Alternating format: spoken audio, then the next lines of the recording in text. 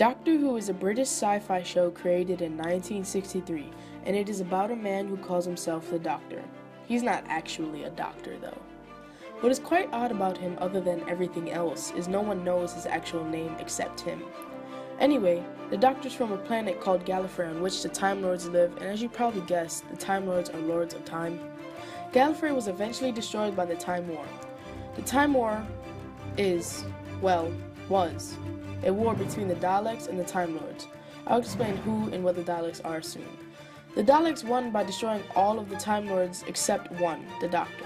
So, before the Time War even ended, the Doctor left his planet that was eventually in pieces after he left in his blue box called the TARDIS. Now the TARDIS stands for Time and Relative Dimensions in Space. In this box he goes to places all through space and time, but a frequent place he visits is Earth. The TARDIS has been transformed in many different ways over time, but one time the Doctor went to England in the 1960s and the TARDIS glitched somehow and stayed as a police box forever. The Doctor likes it just like that, though.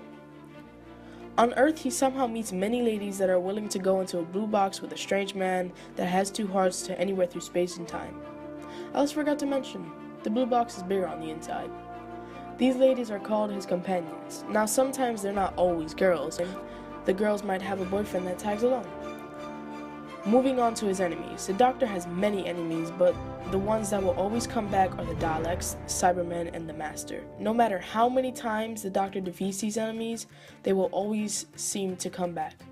The Daleks are an alien race from the planet of Skaro. They were created by a very old man named Davros.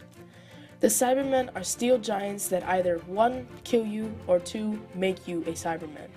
Finally, the Master is a man or woman of many faces. He/she consider themselves the best friend of the Doctor. You should also know that the Doctor can regenerate, and what this means is he can change his face and personality in any near-death situation. Finally, the Doctor has this screwdriver, but it ain't no regular screwdriver. It's sonic, and with this tool, he does timey-wimey stuff, and just like him, the screwdriver changes to many different models of the same thing. And that's it. But I don't want to go.